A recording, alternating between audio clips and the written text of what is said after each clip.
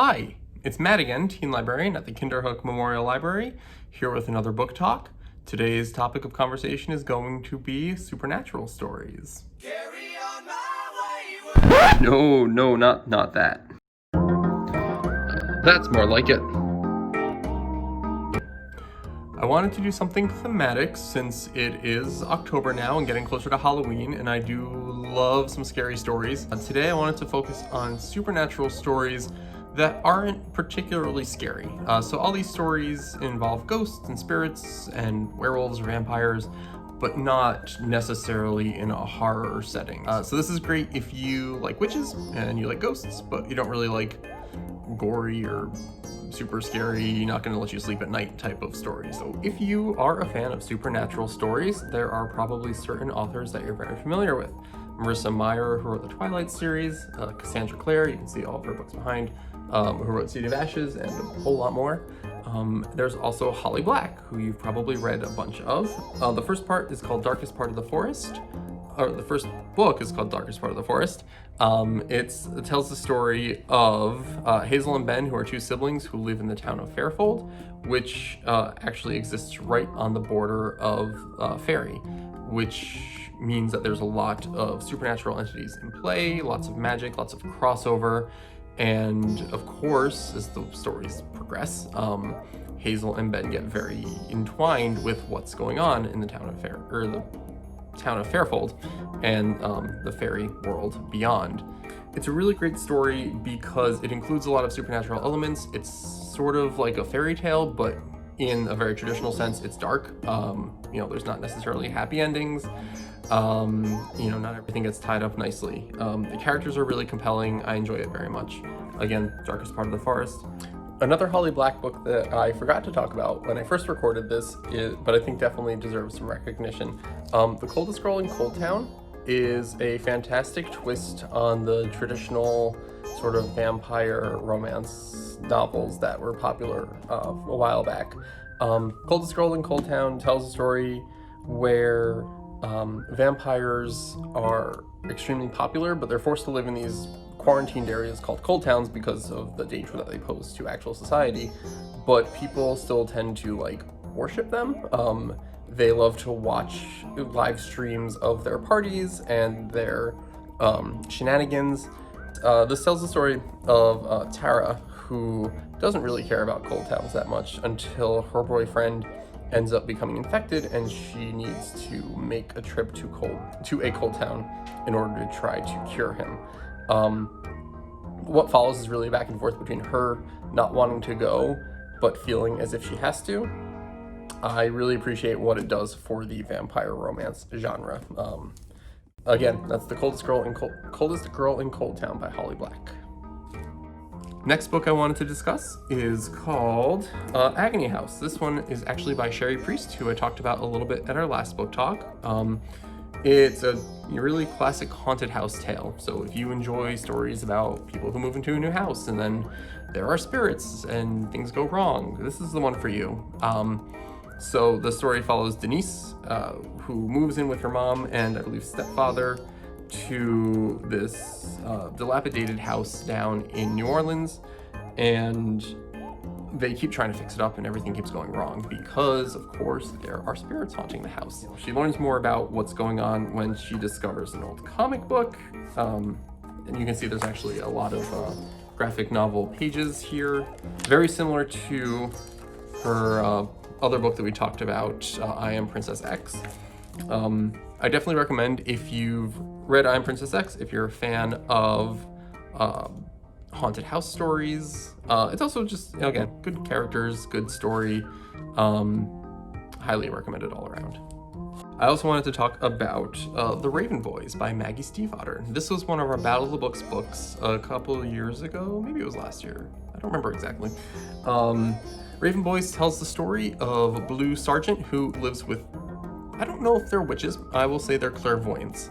They have supernatural abilities, all the women in her family, and she is coming into them herself, so she can see spirits and communicate with them, and she ends up getting entangled with this group of local boys called the Raven Boys, the nickname the Raven Boys, They are on a sort of a mythic quest, and their lines very much intersect.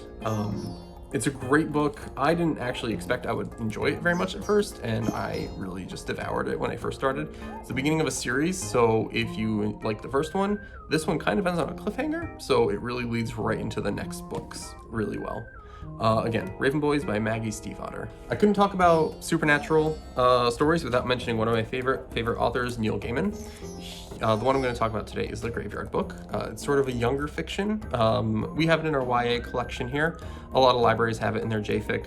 Honestly, I think people of all ages should read this book because it's just fantastic. It was a Newbery winner. It tells the story of a child named Nobody Owens. His name is Nobody, whose family was murdered when he was young, but he was saved by crawling into a graveyard where he fell under the protection of all the ghosts and spirits that live there. So what follows is the story of Nobody essentially being raised by the ghosts in the graveyard. And it's a great imaginative story of what it would be like to be raised in a graveyard, in a cemetery full of ghosts that come from all different time periods, have all these different histories, and really to be cut off from the outside world, but have this rich other world that you're a part of. And Nobody gets into a number of adventures, ends up discovering old crypts and meeting witches, and it's just really an imaginative, well thought out, and enjoyable story. It follows him from the time I think he's 6 until he's about 12 or 14. So he sort of grows up as we read. And again, Graveyard Book is just one of my favorites of all time. I'll recommend it to anybody who walks in our door. I also wanted to pull this really unique one from our adult collection, which I think a lot of young adults would also enjoy reading. It's called The Bear and the Nightingale by Catherine Arden. It's really heavily steeped in Russian folklore, which I found really interesting because I don't know that much about Russian folklore. It tells the story of Vasilisa, who really honors the sort of old traditional household spirits. She puts out food for them, she puts out bowls of milk, as her mother taught her. Well, at one point in the story, her mother passes away, and a new stepmother comes in who does not believe in that. In fact, she's a very devout Catholic who doesn't allow these spirits in the house, won't let Vasilisa uphold the tradition that she was taught, and so slowly the spirits start to leave. Unfortunately, the spirits who are real, and Vasilisa can see them, they are protecting the house from sort of a bigger evil, and without them there, evil starts to creep in. It's a really intriguing story, beautifully told. It does have a sequel, so if you enjoy it, you should definitely check that one out. So that's it for the books that I have read. I mean, I've read more, don't get me wrong, but those are the ones that I wanted to talk about. But there are a number of books that I haven't read that really fit this theme that I wanted to just put out there in case anybody wants to try them out. The first is actually a comic series, a graphic novel series by Svetlana Chemakova, who you might know from her middle grade books, Brave, Awkward. Can't remember the last one at this point, but she's a great graphic novelist. She has a series called Night School. We have 2 compendiums, 2 volumes available now at the library if you'd like to request them. We've also got this one by Colleen Houck, who it's sort of a retelling, apparently, I did not know this, of the Headless Horseman story. So very relevant for Kinderhook. Sounds really good. Again, haven't had a chance to read it. Love the cover though, so and you know that's always a selling point for me. Francesca Zappia, who wrote Eliza and Her Monsters, which is a fantastic book, which doesn't actually have to do with monsters, unfortunately, or I might be talking about it today. But she has one called Now Entering Adamsville, which tells the story of a town that is plagued by ghosts that apparently most people don't believe in, but actually exist. So again, sounds spooky, sounds perfect this time of year. And then Seriously Wicked by Tina Connolly. Seems sort of lighthearted, actually sounds a lot like Sabrina the Teenage Witch, if anybody likes that series, either the old one or the new one. About a girl who's raised by a witch and her mother's spells sort of get out of control and she has to stop them. If you get a chance to read any of these books, definitely let us know in the comments below. Again, if you have any genre that you want me to discuss in my next book talk, please leave a comment below and I will try to do so. Thank you very much for watching, and we'll see you next time.